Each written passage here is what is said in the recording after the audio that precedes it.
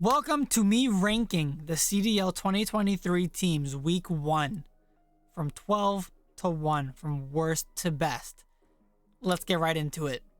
All right, so it's been a pretty interesting couple of days that we've been seeing them go at it. So let's just get right into number 12. Number 12, we have Florida Mutineers.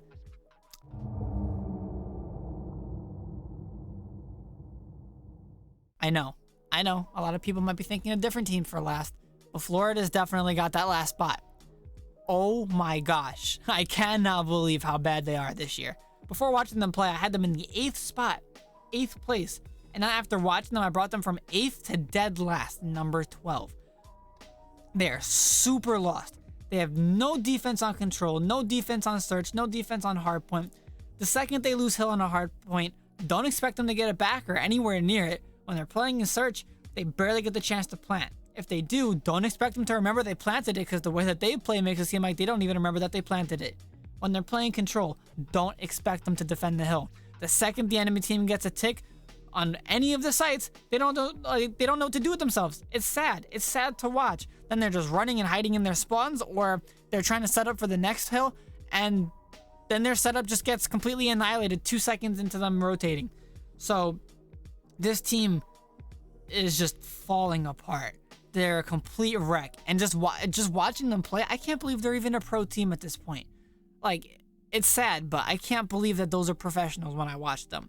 Yes, I know. You may be thinking, they beat Paris, why are they in last? But to be honest, the fact that going up against Paris, they brought it to a game 5, round 11 in search, that just proves it. Like, that's just sad to me. Oh my gosh. Anyway, number 11. Number 11, we have Vegas Legion. Wow. They are also a horrible team, to be completely honest with you. They have no defense in control. Not at all. They are lost, completely lost when it comes to playing search, and they don't know how to properly hold any angles. When they're pushing sites, you know, it's like they don't know where they're going. They push the site, they just run into it. They tack sprint into it. You know, they're pushing sites when it's planted, or, you know, they're holding sites when it's planted. Whenever anything is planted, they just panic. You can see they fall apart. You know, they're very, very completely messy. And I'm shocked that there was a team that was worse than them, to be honest with you. You know, if it wasn't for Temp and even Clay, they would be on the bottom, no questions asked. Like, when I watch them compete and play, I don't even feel like I'm watching pros either. I can't believe they didn't get, you know, like, the last spot. You know, I'm surprised that Florida was just that bad compared to them. But their gameplay is just complete hates to watch. So I mean, look, them and Mutineers are they're fighting for the bottom spot right now. So, surprisingly, Vegas was able to get on top of it. So, that's why they are my number 11. Number 10.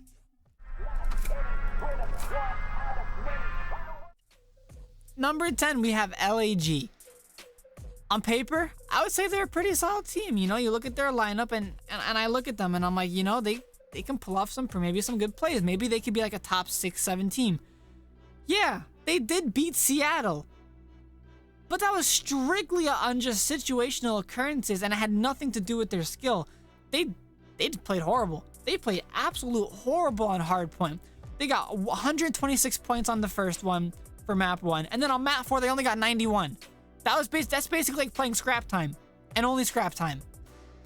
That's absolutely horrendous. As a pro team, they should not be getting only 91 points on a map. They won in search, you know, by one round, and that was strictly just on situations, because certain players just happened to be in certain spots that were just unfortunate plays for the other team. And, you know, they were just kind of in the wrong place on the wrong time, or it was like a 50-50 call and they just made the wrong call, you know? But, like, that was all situational. That had nothing to do with skill. And then the same thing happened their next match against Seattle in Control, where they only won by one round. And again, it was situational. The only reason that they aren't lower is because of how bad the bottom teams are, how bad Legion is, and how bad Mutineers are. If they weren't that bad, LEG would be way further down than, you know, being in a 10th spot. But I think as time progresses, they actually do have somewhat of a chance to go a little bit higher in the ranking. For them to be a top 5 team, they're definitely going to need like the rest of this season to get there. But, again, on paper, they're not bad, but the way they play just does not show their roster any justice. All right, this one's going to hurt. Number 9. Number 9, we have the Subliners. Now, this one hurt for me. I'm a Subliners fan. I love the Subliners. I really do. But, they disappointed horribly. They did not perform at all. They had a huge amount of potential with the team that they have. They have pretty good team chemistry. They really do. But it's only when they want to have team chemistry is when they have it. Hydra played super selfish. I'm gonna be honest. He kind of dragged them back a little bit because he was super selfish. He was running around, YYing everywhere, going for nothing but kills in every mode possible. If he would have played more with his team and they would have communicated a little more and Hydra would have been more with them, I truly believe they would have gotten at least 2 maps against London. If they lost against London, I think it would have been 3-2. But, they definitely have more potential to win on that one. As long as they play for picks and they play for trades and they play together, they can win. Also, let's not forget about playing objective. 1 or 2 of them are going to ended up anchoring, waiting for objective, holding spots so that they can get the objective. But 9 times out of 10, they were nowhere near the objective, to be honest with you. I truly think they have potential to be one of the top teams, but they got to be really critical of themselves and they got to really work as a team.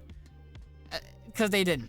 They really didn't. And they did in a couple of situations and a few different scenarios, which it really showed. Especially when they had that really heavy hardpoint lead against the Ravens. That really showed how good of a team they can potentially be. But they lost it. Coming in at number 8.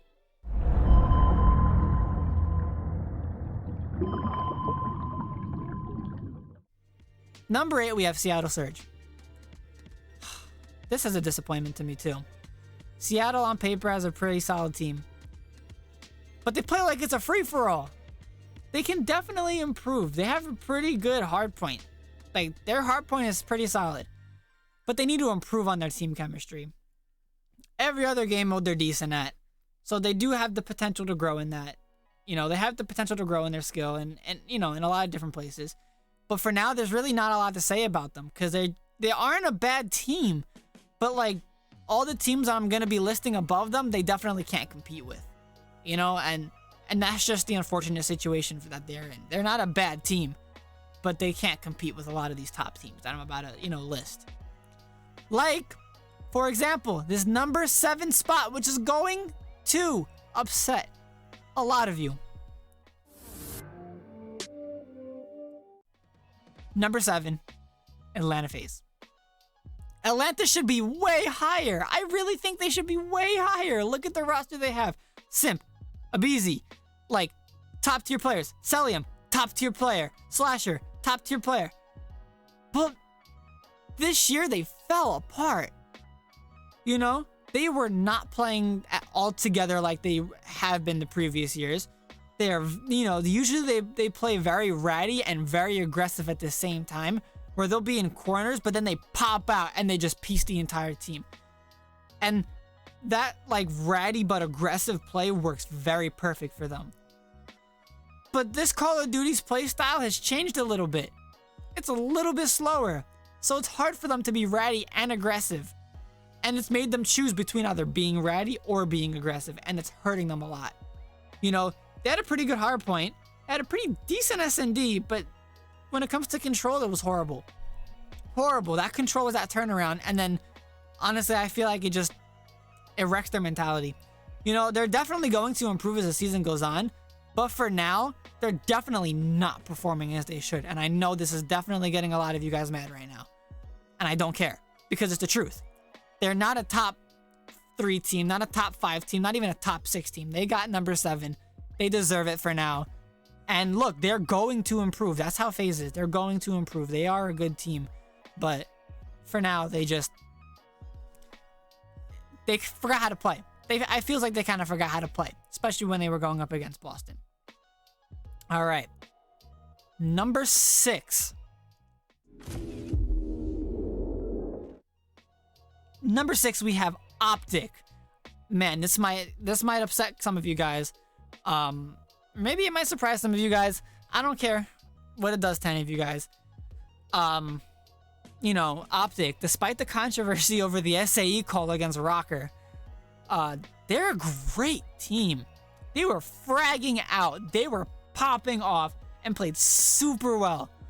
They did. And now I know what you're thinking. Well, if I'm going to go and brag about how good they were playing, how come they're not in the top 3? Well, yeah, they played super well together.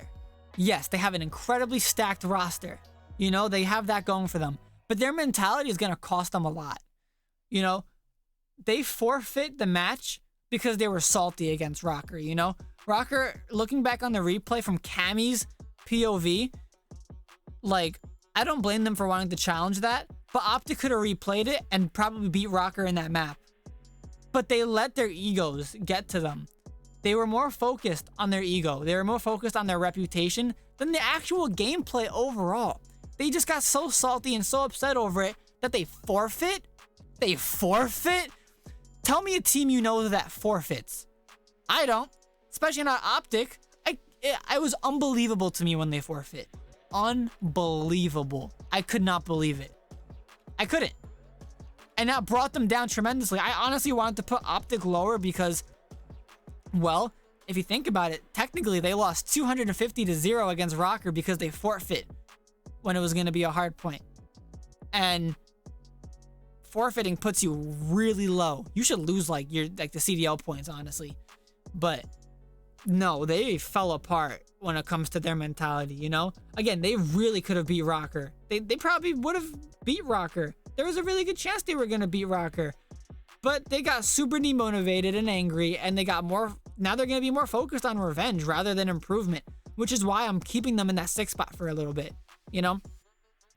Optic can improve, but they got to improve on their mentality, and then everything else will come. So because of that, they got that 6th spot, and I truly believe they deserve it. I do. So I know it's going to get a lot of people mad, especially because of the Rocker call and the, you know, contestment, but it is what it is. Optic kind of did it to themselves. So they should be very embarrassed by that. So that's why they're at 6. For them to, you know, improve, they just, again, need to focus on that mentality because that forfeit cost them a lot. All right, coming in at our number 5. We're getting into our top 5 right now. So our number 5, we have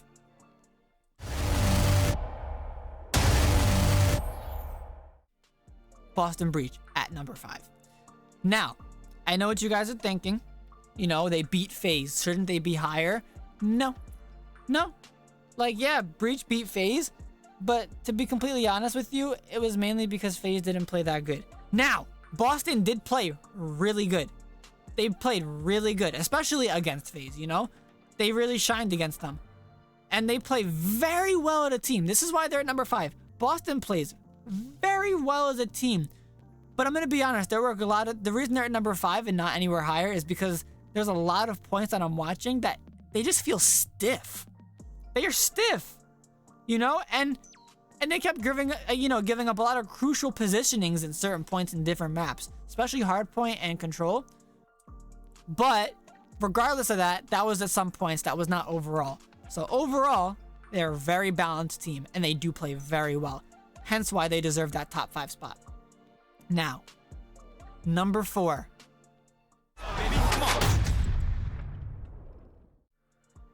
Number 4, we have Toronto Ultra.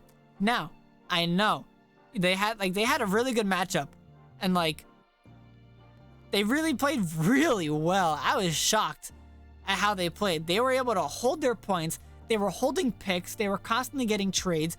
Their map sense was out of this world. Their map, you know, their rotations were crazy good. They kept flipping it to have the advantage. Ultra played really well, you know, and they did really well at when they're holding a point, they hold it for a good amount of time. They don't just hold it, get knocked off, then have to fight for it 2 seconds later to hold it for another few seconds. No, they fought for a point. They got the points. They held it. I think Ultra's a really good team this year. They're looking very well. Not top 3 right now, but they definitely have a lot of potential to get there. Now, our top 3. My number 3 is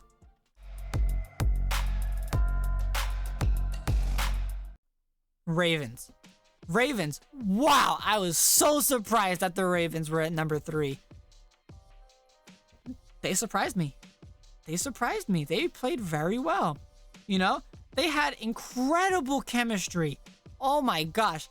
They were playing so good. Their chemistry, it seemed like they were all playing for each other, honestly. Like, I don't even know how to describe it. Their chemistry was just so tight. You know, they were all able to frag out. They were very connected, you know, and they really showed us that the Ravens are a force, you know, that they aren't a force to be reckoned with. Like, people were doubting them a lot. But I'm honestly lost for words.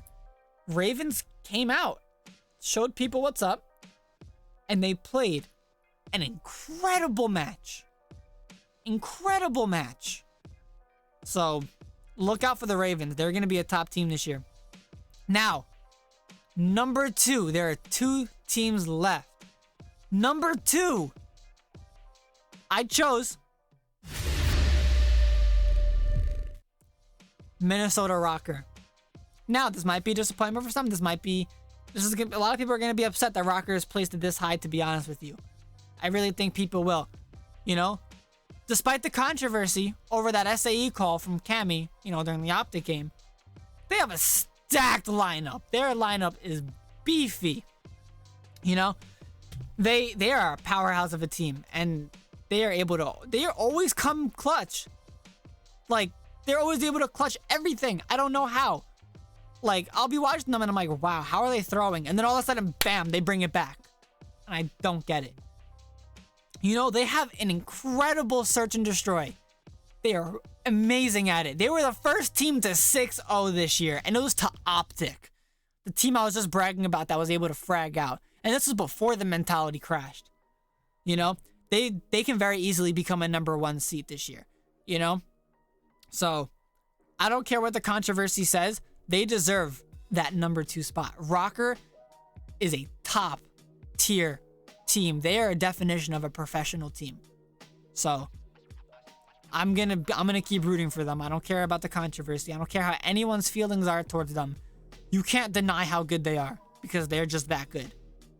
Now, that leaves 1 team left for this number 1 spot.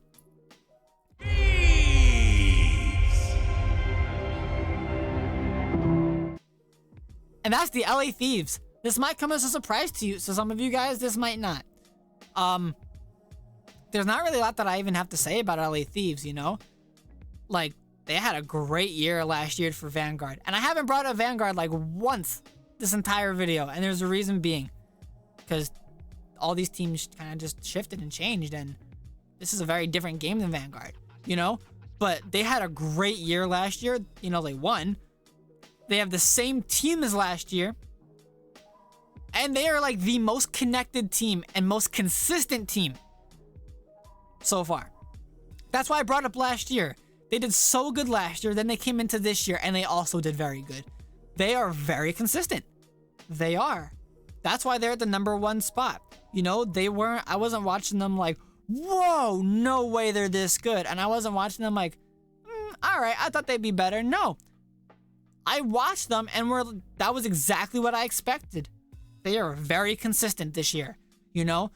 Thieves look like they're in a very comfortable position right now, you know? Like, they're not struggling to keep themselves, you know, above the water, and there's nothing trying to drag them down. They're just kind of floating around. They look very comfortable where they are, and they seem like they're in a very comfortable position to play right now, you know? They play very well, and you can't deny that. So I'm excited to see how this is going to progress. I honestly predict that they're going to start going down a little bit as time goes on, and then they'll eventually bring themselves back up. But that's purely purely just based off of my own personal prediction. So we'll see. But for now, they are definitely a number one spot just because of their consistency. So I'm excited to see how the rest of the season goes on. Now,